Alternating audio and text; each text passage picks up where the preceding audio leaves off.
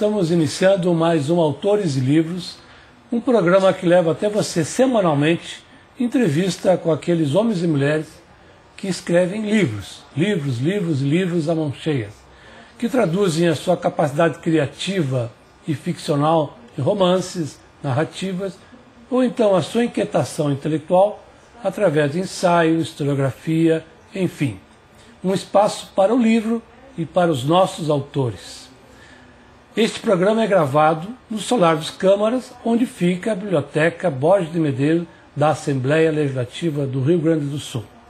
No Autores e Livros desta semana, nós temos a grata alegria de receber a escritora nascida em Campo Bom, que é a Simone Saueresig, o sobrenome que dobra a língua, Simone Saueresig, nascida em Campo Bom, mas atualmente ela vive em Novo Hamburgo. Ela é escritora, professora de balé e estreou na literatura lá em 1987. Mas já em 88 foi finalista do Prêmio Nestlé de Literatura, ou seja, começou muito bem, com o livro A Pedra Mágica. Já tem vários títulos publicados para o público infanto-juvenil, como A Noite da Grande Magia Branca e A Estrela de Manjá, pela editora Cortez. A Fortaleza de Cristal, pela LPM Editores, aqui nossa editora, que foi finalista do Prêmio Tibiquera de 1994. Ela já também publicou vários contos infantis na revista Ya, de Madrid, Espanha, e em 2003 conquistou o primeiro lugar no concurso Leia Comigo, da Fundação Nacional do Livro Infantil e Juvenil. E o primeiro lugar no concurso Museus, Mundos Imaginários, promovido pelo Museu Imperial de Petrópolis. Não vamos desfilar mais prêmios e mais publicações, mas recentemente ela lançou seu novo romance, se chama O Ouro das Missões. Nós vamos falar sobre esse romance, mas inicialmente quero dar os cumprimentos a Simone. É um prazer te receber aqui no nosso Autores e Livros. Muito obrigada, eu que agradeço o convite. Estou muito feliz de estar aqui nesse espaço histórico, que sempre tem uma aura, né? Para quem escreve, eu acho que a aura é uma coisa muito importante. E principalmente tu que tem buscado nos teus livros, na tua ficção, principalmente nesse livro mais recente, O Ouro das Missões, um fundo histórico, um painel histórico, um painel onde personagens de ficção se movimentam dentro de um contexto histórico. É, um contexto o mais próximo do histórico, digamos assim, que eu consegui criar a partir de pesquisas, né? Uma das coisas que a gente aprende quando trabalha com o texto ancorado na história é justamente o fato de que nós nunca vamos conseguir recriar aquele momento que a gente gostaria de retratar, né? Impossível, porque mesmo quando a gente trabalha com o cotidiano, né? Enfim, os dias que nós vivemos, é muito difícil da gente conseguir abranger todos os símbolos e todos os cânones que compõem aquele momento histórico. Então, é realmente sempre um desafio, né?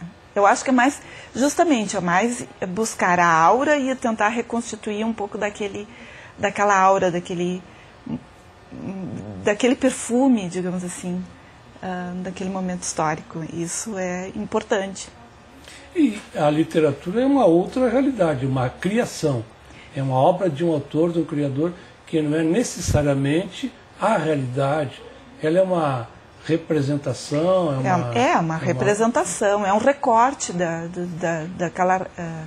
daquela realidade, ao mesmo tempo uma releitura daquele recorte, né? Sempre vai passar pelo crivo de quem está escrevendo, no caso do escritor, e posteriormente o crivo do leitor, quer dizer, são várias leituras daquele mesmo momento, daquela mesma composição, né? É muito desafiante tudo isso.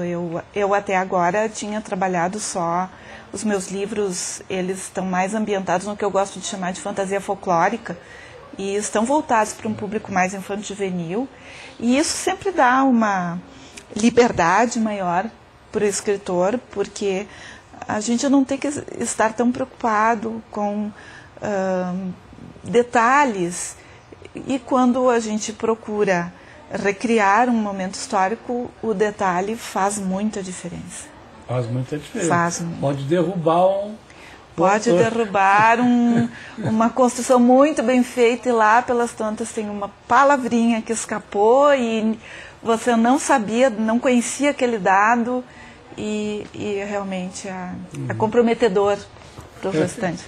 Bom, nós já estamos falando sobre esse teu universo ficcional, vamos dizer assim. É claro que tu tens preferencialmente um universo, tu já mesmo referias agora. Quando te diriges ao público infanto-juvenil, ele tem todos esses outros títulos todos, que eu já referi, são todos esse universo de uma literatura mais de fantasia, como dizer assim. De fantasia. Isso é interessante, essa expressão. Em outra oportunidade conversei com o Christopher, um autor que eu conheci também, e que eu faço uma literatura de fantasia. Qual é a semelhança que tem essa literatura de fantasia, que pontos de aproximação com o chamado realismo fantástico, que foi tão preponderante na literatura latino-americana? Sim, as décadas de 70 e 80, né? Eu me lembro que me cobravam muito que eu lesse mais Garcia Marques na época. Eu acho que eu acho que o ponto em comum é justamente o imaginário, no caso latino-americano, já que falei em Garcia Marques, né? O ponto em comum é o imaginário latino-americano. Mas depende um pouco do que o escritor quer dizer nas entrelinhas. Né? Acho que Garcia Marques tinha um discurso que era social e político muito importante, né? E que no meu caso, quando eu pelo menos comecei a escrever as minhas histórias de fantasia, eu estava muito mais interessada e preocupada em resgatar e tornar popular de uma forma diferente uma gama de personagens imaginários que habitava ou que habita ainda o folclore gaúcho, e que me eram sempre apresentados na forma de recontagem. Por exemplo, a história do Saci Pererê. Sempre me recontavam, né? A história do Saci Pererê. O Saci Pererê é um negrinho de uma perna só, que tem um barrete vermelho, tem um pito e tal, né? E faz muitas estripulias dentro de casa. Então a ideia era justamente pegar esse personagem, em vez de apresentar ele dessa forma tão comum, digamos assim, já tão batida, tão repetida, oferecer esse personagem para o meu leitor de uma outra maneira, onde todas essas características estivessem presentes, mas que não fosse dessa forma, que fosse de uma outra forma. Né? Isso tudo veio a partir de leituras que eu tive durante a minha adolescência, que eu realmente consumi muita literatura de gênero, que é conhecido como a fantasia épica, né? E a ficção científica, que durante muito tempo foram os meus canais assim, de criação. E eu acho que a lição mais importante que esses autores que eu lia me deram foi justamente o fato de que a gente tem que procurar na nossa cultura, né, o veio imaginário, e a partir dele, então, criar coisas novas, porque é isso que vai trazer o público para essa cultura, vai transformar essa cultura numa coisa aprazível, interessante, né?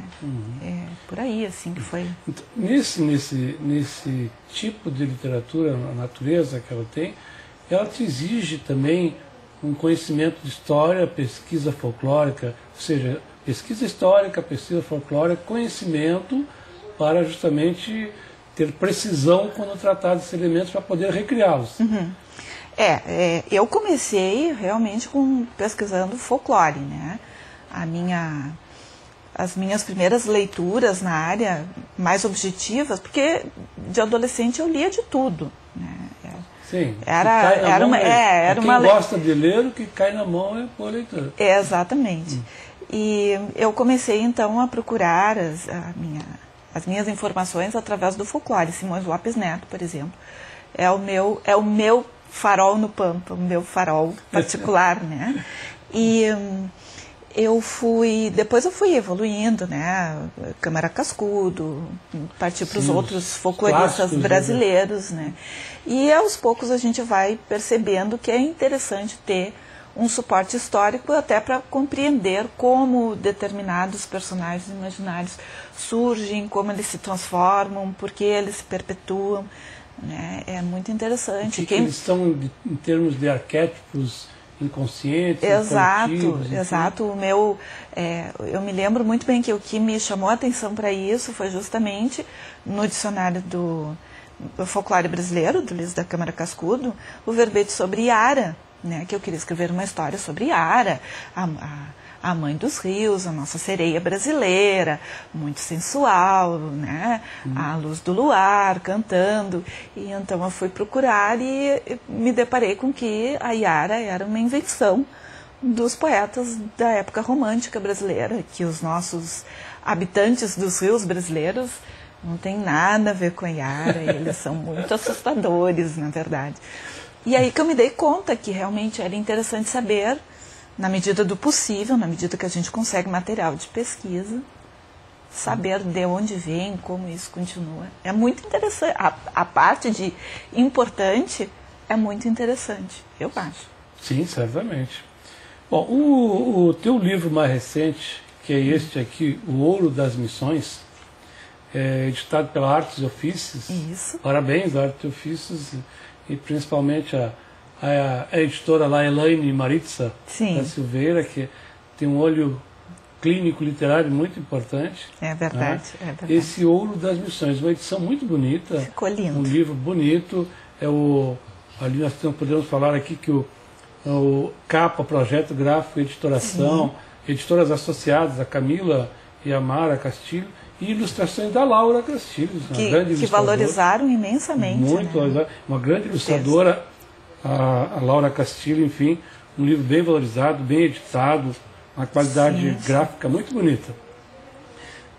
Ele aqui, o próprio livro, diz que nesse livro, O Ouro das Missões, tu lanças uma interpretação corajosa, feminina e contemporânea sobre lendas que povoam há séculos o imaginário do extremo sul do Brasil.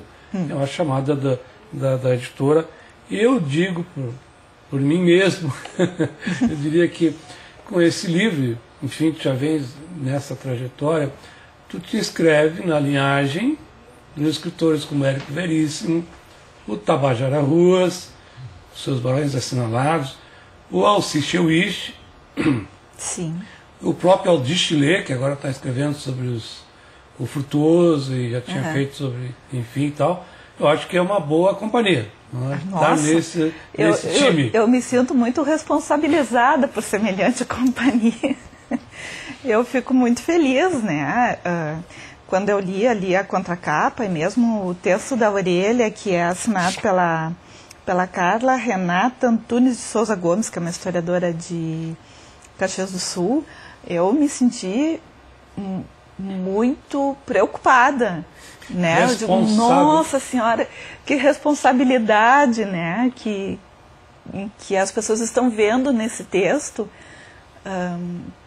porque claro, a gente se esforça para fazer um bom trabalho, de preferência o melhor possível, né? Mas fazer o melhor possível. Pois é, mas me colocar na companhia, sobretudo de Érico Veríssimo, eu acho realmente uma responsabilidade muito grande.